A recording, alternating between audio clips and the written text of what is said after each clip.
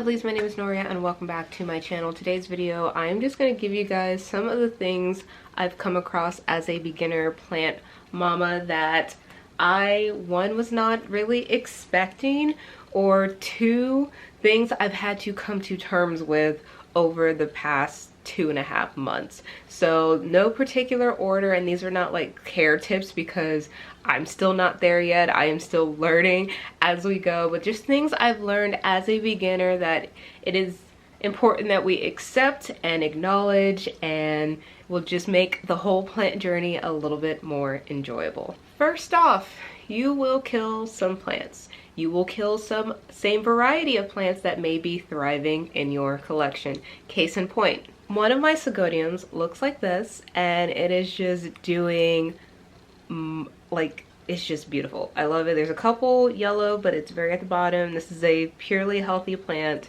The leaves are opening, and I'm so happy with it. And then I have this. So yeah, this was me being troubleshooting a little too late. Let me put this other one down. So it took me too long to realize that this plant was mostly not in the soil. So by the time I caught it and was able to repot it, most of the leaves, as you can see, have died. I still have these these three that may hold on, and I might actually just I'll probably just leave them and see what they do. But still both Syngoniums. Granted, they're different types, but clearly one fared better than the other.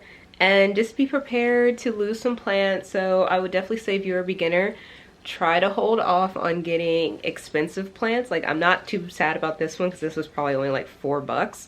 But had this been a more expensive plant, I probably would have been heartbroken. That kind of leads me on to the next one. You know, when you start buying plants, it doesn't just stop with one. I had one go, I think it was a jade pothos, jade or golden. I can't remember, it was a while ago. That was my plant for the longest, and then during COVID, I bought 3 more, and from there, I have accumulated, I think last count, I'm almost at 50. So yeah, be prepared for that, especially if you're like me and you just love greenery. Like, I love foliage. I love just seeing green. Waking up to this every day is just amazing. So that being said, be prepared to have to tell yourself no, because one, you may not have the space for it. It can become a pricey hobby, and then also you don't want to buy plants that you know you may not be able to take care of, and especially if they're expensive. So leads into my next one, which is be mindful of your wish list plants. Like, I do have one, actually I only have one on my wish list, and it is the Jade Satin Synapses. I really want that one. And ironically, just before I started filming this video, I saw a listing for basically it's a clipping, it's a vine clipping, and I was so tempted to buy it, but I've had my plants long enough now to know the kind of style I want, and while I do like vining plants, I like full plants too. So I want my plant to be full and to have that trailing effect. And because I know the Jade Satin Synapses is a slow grower, I would not get the effect I want this season or even next season. So I'm holding off until I find the right plant. So especially when it comes to ones that you are having a hard time finding, or it's a type of plant you really want, I would suggest, I know when you see it, you are going to be so tempted to buy it, but hold off, because you're ultimately not going to be that happy with the purchase. Yes, you're going to be like, yes, I got the plant, but then you're going to be like, crap, this is not like the look I was going for. So there's that. Fungus gnats become a way of life. Now, I have not had an infestation, thankfully, but days where I do heavy watering or I move these around a lot, which are on my heavy watering days, yes, they do come out. And I'm actually going to show you guys one of the traps I have. This is a day after I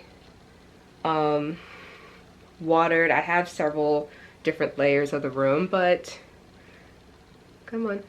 That's just on this one.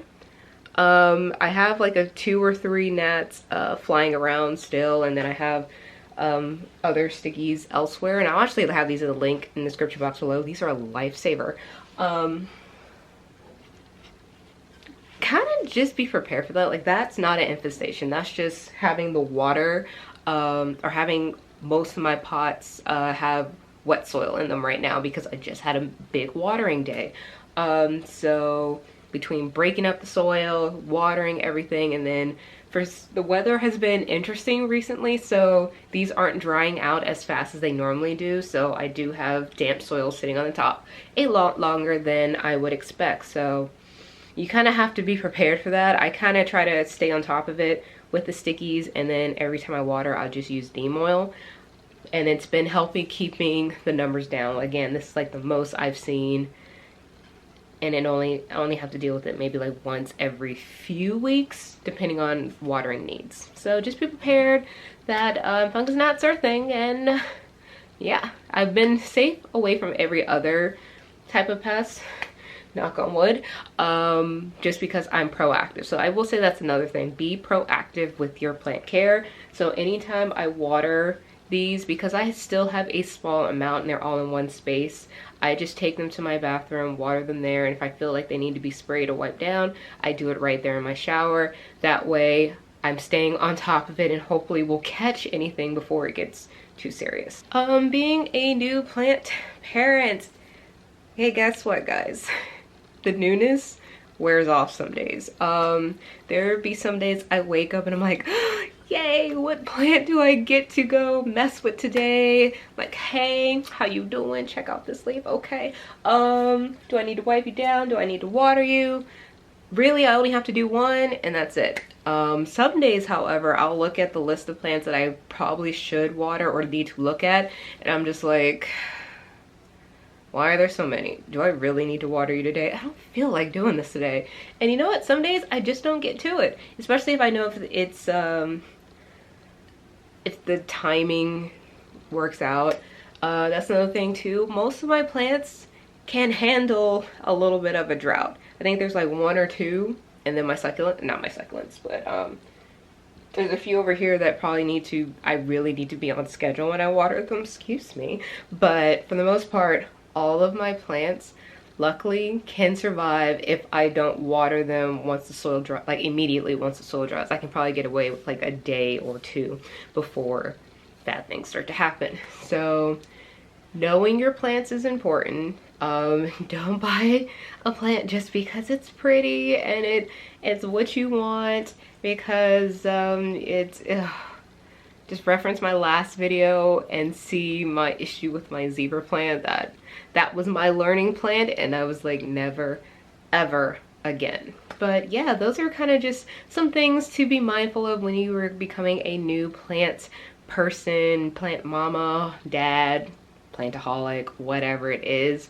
It's a journey. It's a nice hobby, nice journey, a nice environment, and just all the things, but it does have its downsides. It does have its maintenance and care, and just know that some days you're gonna be in love with your plants, and some days you're just gonna be like, crap, I have to take care of you. So just, it is what it is, guys. But let me know, how many plants have you guys accumulated during quarantine? I started with 1, bought 3, and now I think I'm almost at 50. I'll do a new video on that soon. I'm still waiting for like 1 or 2 to come in. So once that happens, I'll do a full video again just to show you guys my collection and even some plant graveyard. So that's all I have for you guys today. I hope you guys are staying safe and healthy. Also, let me know, what wish list plant do you have? I know mine's a jade, but I'm wondering what else y'all got. So leave me a message in the comments below, and I'll see you guys in the next one. Bye.